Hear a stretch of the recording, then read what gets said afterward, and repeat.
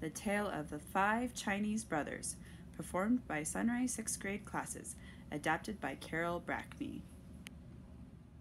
Once upon a time, very long ago, lived 5 Chinese brothers and their mother Chantal. Although each boy was special, they could not be told apart. It's here at this point that our story will now start. The first brother was generous, so he worked hard to feed the others. He was the son who could swallow the sea, the only of all the brothers.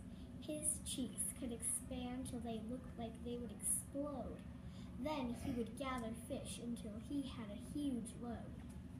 The second son was happy because he had an iron neck. It never could be injured, which no one would suspect.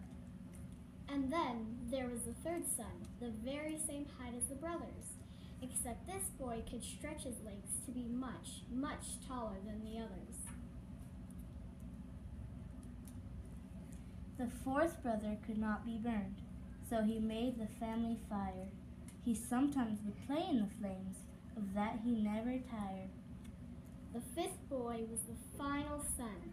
He could really hold his breath. Even with no air to breathe, he never would face death. The sons lived with their mother in a cottage by the sea. Everyone was happy. Things were going well as can be. The family worked together to create a happy home. Each boy hid his secret that only the family had known. The first brother worked very hard to sell his fish in the town, so each morning he could be seen in the market standing around. His fish were rare and beautiful, and he charged a fair price. The village people liked him and thought that he was nice. One day when he was leaving the market with his cash, a little boy approached him running at a mad dash. He asked, "Could I please help you go and catch your fish?" The brother said, Impossible! to the boy's wish. But the little boy begged and then started to cry. So the brother said he could come along if he wanted to try. The brother made the child promise that he had to have permission. He'd do exactly what he was told. That was the one condition. Of course the child instantly agreed, so he could get his way. Little did he realize it would be his final day. The brother and the child headed to the beach. The brother reminded him, "Follow promptly and stay within my reach."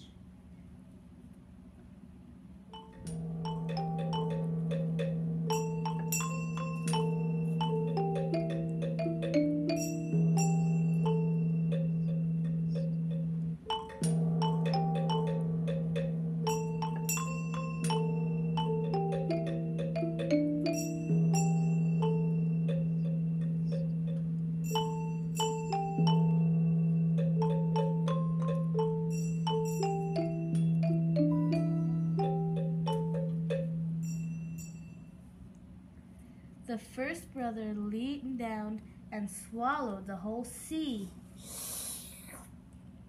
The excited child ran in as happy as could be.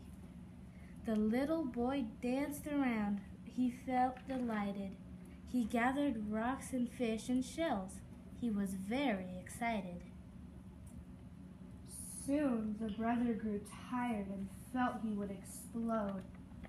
Holding the whole sea in his mouth was a very heavy load. He motioned for the child to leave, but the boy would not listen. He moved even further away to find more rocks that glistened. After waving frantically for the boy to get to shore, the poor brother spit the water out. He could hold it no more.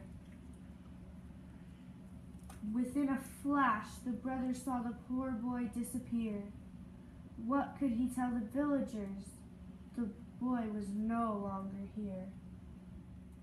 As soon as the brother got to town, the villagers had him jailed.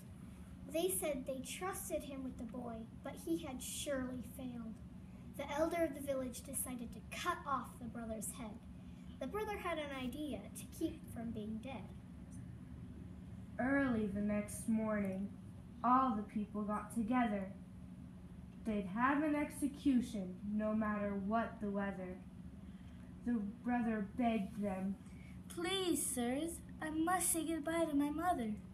Then he hurried home to get the second brother.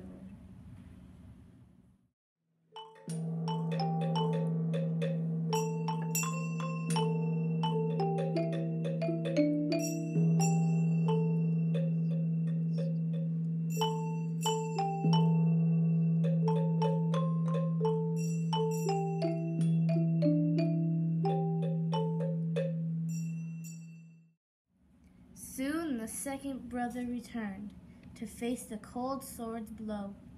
He smiled at the executioner because only did he know that no matter what they did, no matter how hard they tried, his neck could not be cut, even when pressure was applied. After the executioner had failed, he gave an angry frown. So the village elder stepped forward and declared, "We will have him drowned." The brother begged them. Please, sirs, I must say goodbye to my mother. Then he hurried home to get the third brother.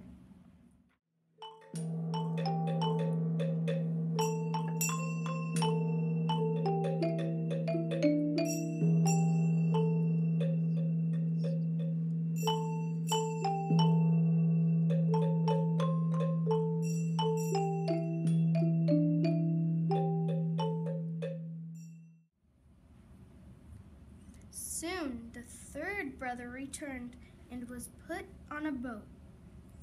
When he was thrown overboard, he was still wearing his coat. His legs began to stretch and stretch till his feet were on the ocean floor. He smiled the entire time to the people on the shore.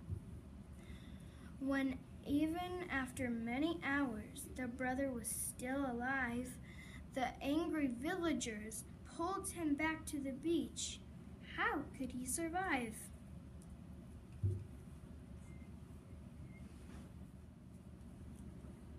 The elder of the village stepped up and said, "He must be burned. Since this brother must be guilty, his freedom could not be earned." The brother begged him, "Please, sir, I must say goodbye to my mother." Then he hurried home to get the fourth brother.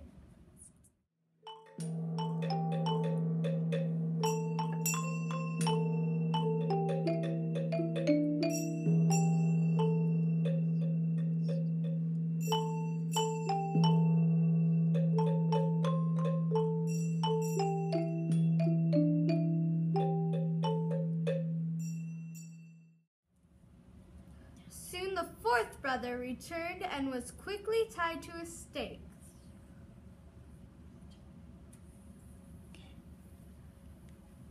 As the fire grew higher, happy noises was all he could make. He said, "I like this fire. Could you please bring more wood?" No one could believe it. They'd done everything they could. Some villagers were angry. Some were crossed, and others sad. The elder came back to the scene. His face looked very mad. He said, "I have tried everything to get rid of this brother. I have only one idea left. We'll have to make him smother." The brother begged him, "Please, sir, I must say goodbye to my mother." Then he hurried home to get the fifth brother.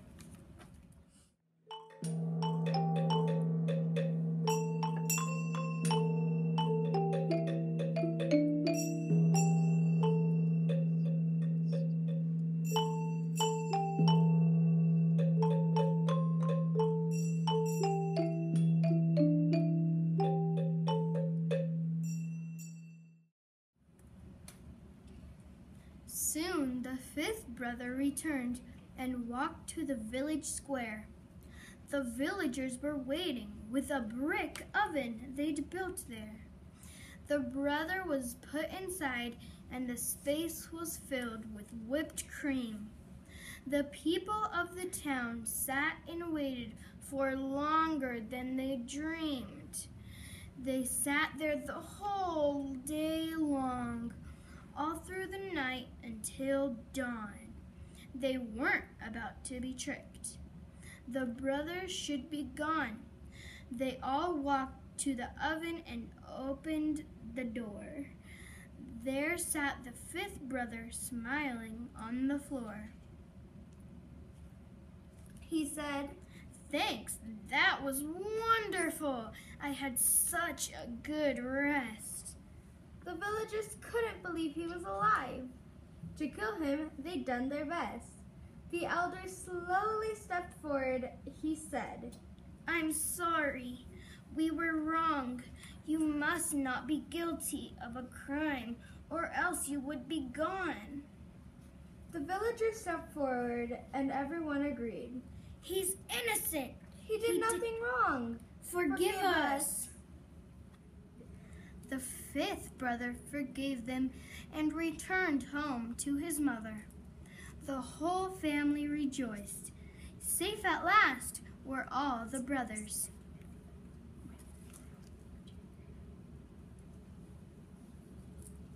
That's the end of the story from China long ago. Now we will tell you the moral in the time before we go. When families stick together and help each other from the heart, no matter what trouble they face, they will never end up apart.